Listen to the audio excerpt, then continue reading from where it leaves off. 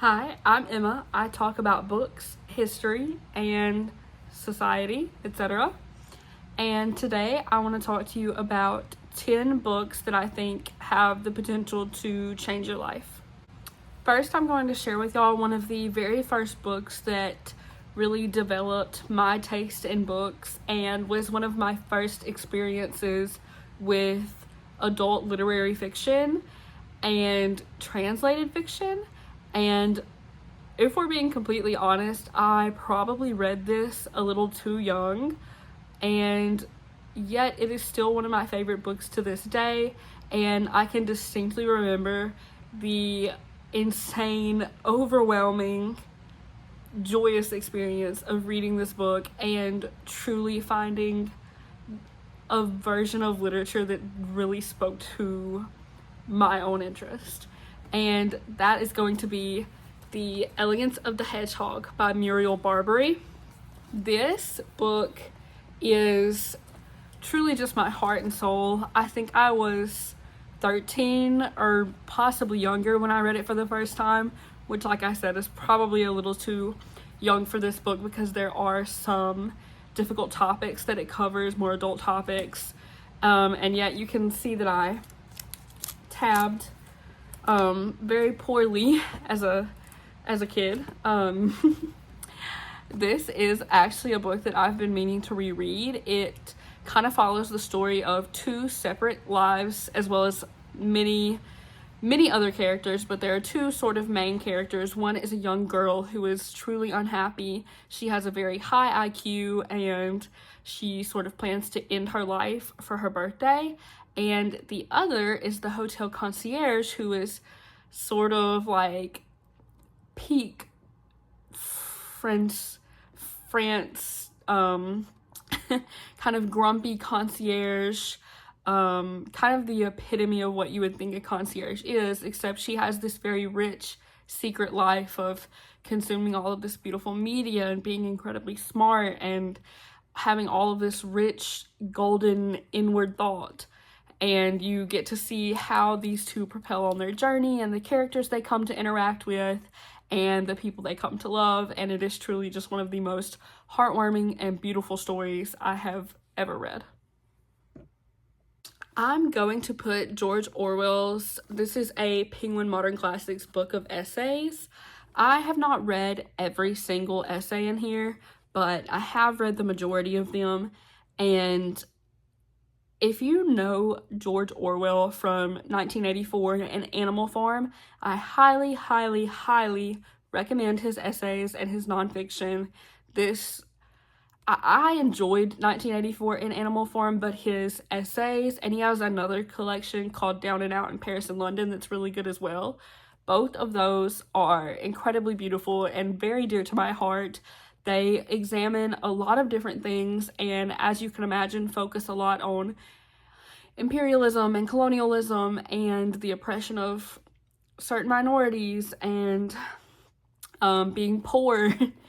And this collection of essays just really has a special place in my heart, and I cannot recommend it enough. Next, I have The Dry Heart by Natalia Ginzburg. This is a very short book. You can read it incredibly quickly if you were someone who is just getting back into reading and you enjoy feminist literature or translated literature. This is a very good place to start. Natalia Ginzburg is an amazing writer, and this particular story is about a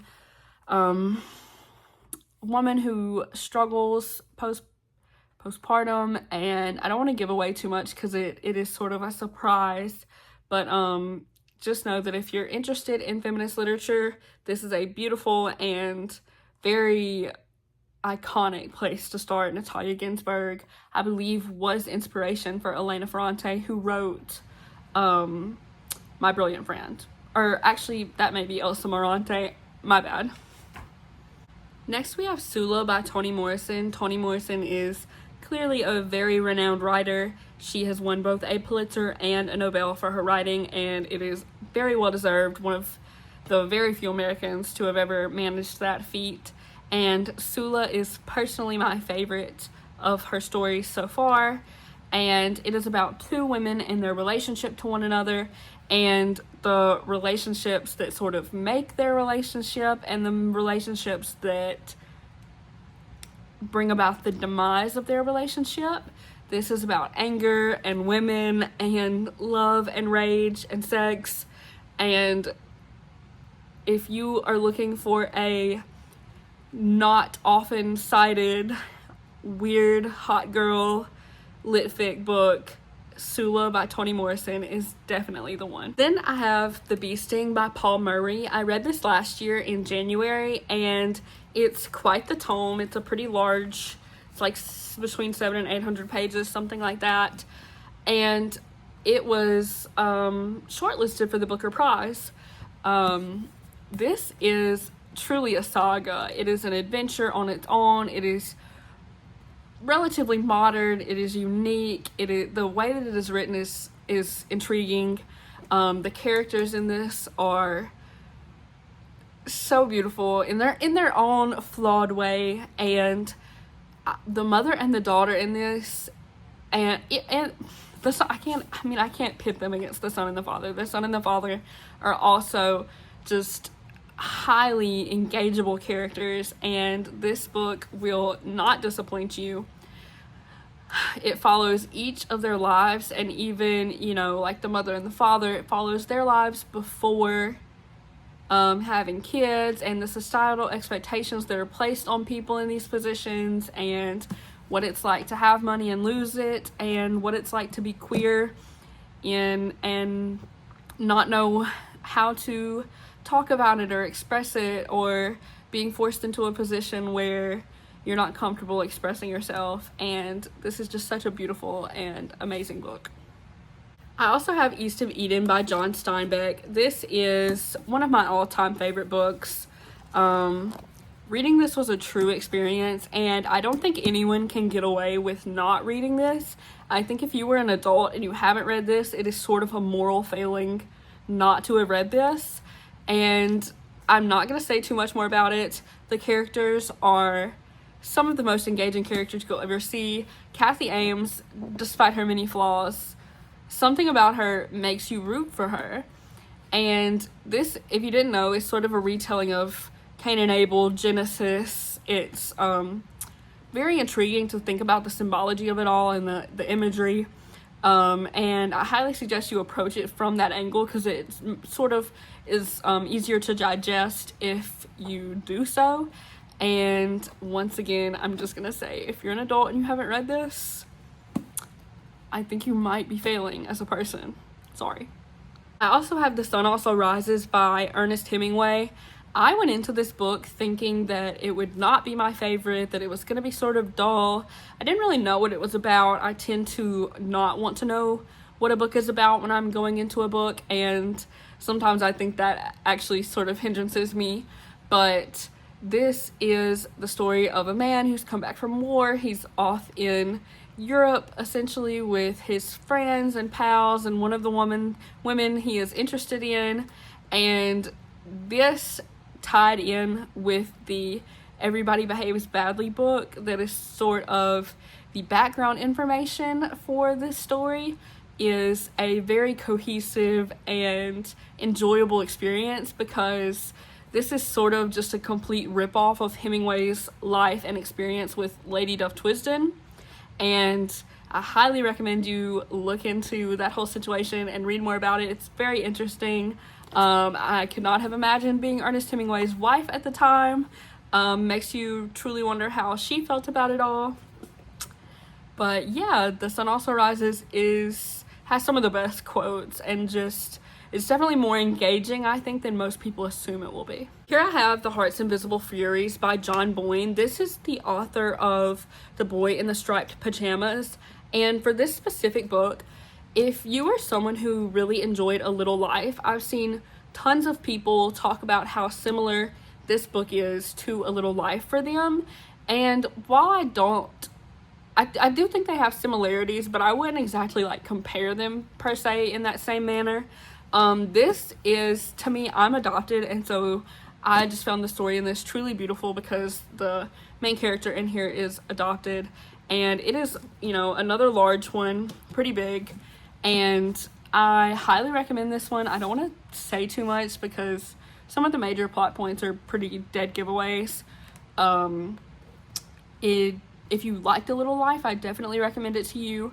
And even if you didn't, it's not nearly as, or I didn't find it nearly as traumatic as A Little Life. It is a little rough. It is a bit hard to read, but definitely not as hard to read as A Little Life. I found that one incredibly painful. I also have Slow Days, Fast Company, The World, the Flesh, and LA by Eve Babbitt. This was one of the first books that kind of pulled me back into reading in 2020 and 2021 after sort of a couple years worth of a reading slump. And I truly just love Eve Babbitt so much. I think it's fantastic that she's sort of risen in popularity again. She's sort of become a big deal again. Or, you know, she kind of had her moment. But this, to me, is one of Eve Babbitt's best works. And if you're interested in reading something fun, kind of raunchy, gritty, this is the answer. You definitely can't go wrong with Eve Babbitt's. And also the lore of Eve Babbitt's, and there's tons of, I feel like, accessories to go with this book. You know, there's kind of the lore between her and Joan Didion and the lore between her and Jim Morrison. There's definitely lots of different avenues to take to really get into this specific time period and specific scene, and I found that super fun, and maybe you will too. Last but not least, I have a somewhat massive tome, and this is currently what I'm reading. However, I would be remiss not to include this because this is potentially going to outrank every favorite book I've ever had. And I do think it's a life-changing, and also I think it changes your perspective of yourself once you complete it, which is kind of a fantastic thing because it's like, oh, you can read hard books, you are capable. And that's going to be War and Peace by Leo Tolstoy. I am making my way through this beast, and while I do think some of the war parts are a little dull, the peacetime parts, oh my gosh, I don't think, and it is not like difficult writing by any means. The hardest thing is definitely the names, and I fully believe anyone is capable of reading this. So thank you for watching. If you've watched this far, please like, subscribe, share, comment, whatever you want to do. I will enjoy and keep posting, and hopefully you'll enjoy too.